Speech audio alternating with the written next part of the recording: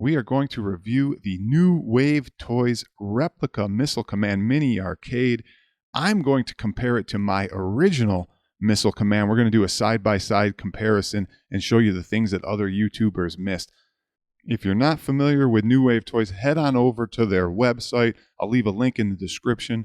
Today we are looking at this unit right here, the Missile Command X Replicate. It's $140 when it's available. Right now they're shipping pre-orders, so keep checking their website. But if you think that's too much, let's just keep in mind, remember this piece of junk right here, $100 from Arcade 1-Up for those neglect arcades because they neglect to make it anything like the original, whereas New Wave Toys tries to do everything to make it look original. Here's some of the features.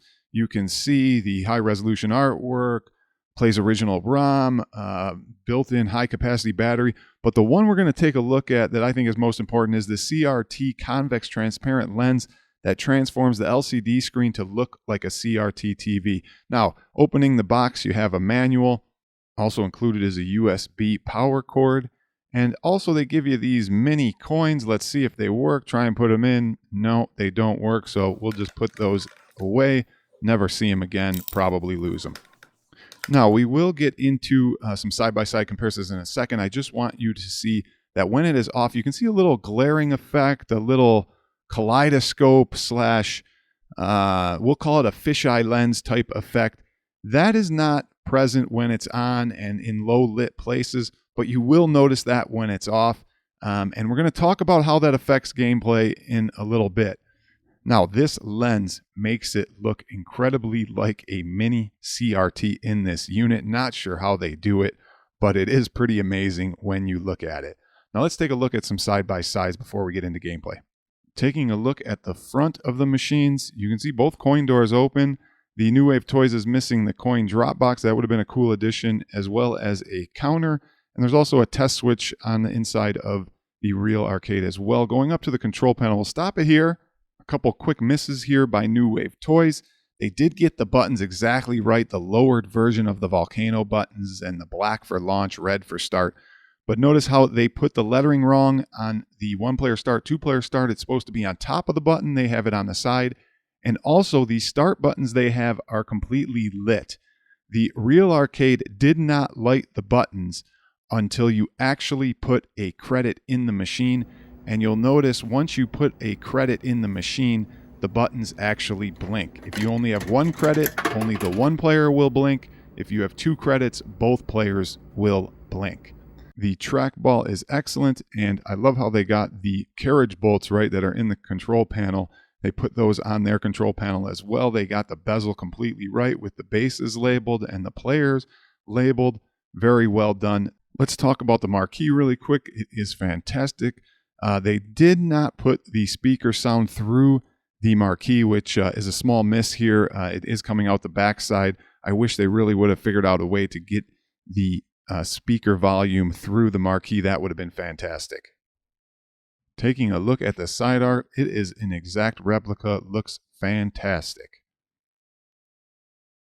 Now, taking a look at the back, they did have to take some liberties here because they put the speaker in the back as well as the power and the volume. They did get the serial number sticker wrong. It's on the lower side. Mine's on the top plate there. I don't have the other stickers, as you can see, so can't verify they're correct. But you can also notice they beveled the back edge of the top plate. It is not beveled, but they did get that indentation right on the top. Here we go, taking a look at some gameplay. All I can tell you is the ROM is perfect. It plays very well. Sound is great for what they have coming out the back speaker. No errors in emulation from what I can see. And the high score actually does save. I did beat the high score, wanted to make sure that saved. But there is a problem with the high score as it's very difficult to see the high score at certain angles. There's kind of like a meniscus that kind of forces you not to be able to see it that great. And we'll talk about that in a second. But I did want to say that the buttons work great. The trackball works great as long as you dial in the settings. We'll talk about that in just a second. But gameplay is perfectly fine with this ROM, and so is the sound. Now, getting into this LCD transparent lens they use to make it look like a CRT. There's one problem with it, and what it is it's bending the images on the sides, and it's not bending them correctly like a CRT would. Here's the best example of it. You can see on the display, dip switch display, you can see that the wording is curved. It's bending the images, and it will do this on the game as well. As you can see, if I put a straight line there, you can see how the image is bending. This is not what a CRT does. Now, on something of this form factor, a small form factor like this, it is not a problem. I would definitely choose what they did over not doing it.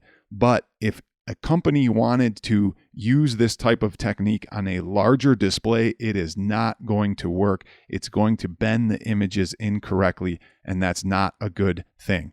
Taking a look at the dip switch settings, you have screen brightness, marquee light, trackball sensitivity, low, medium, and high. Those sensitivity options are actually not available on the real arcade. And then you have Trackball XL. This is the size of the actual trackball. You'll notice on the tabletops, there was a smaller trackball used, so they had to input this dip switch setting to help with the trackball movement. You can put this on or off and act like it's a small one, and then put it on medium sensitivity, and it still works fairly fine. The low sensitivity you cannot use, it just won't work, and the high is a little bit skippy, so I wouldn't use that either. All the other dip switch settings are standard, as you are aware. Now, getting back to the gameplay one last time, if you think this isn't playable, you're actually wrong. Once you dial in the trackball and use it as actual gameplay, it is playable. No question about it. I actually have gotten about 10,000 on the score with a few gameplays, so that'll go to show you that you can get a good score on this game, and it is pretty fun. So that'll about do it for this review. Thanks for watching, everybody, and don't forget to subscribe and hit that like button. Thank you.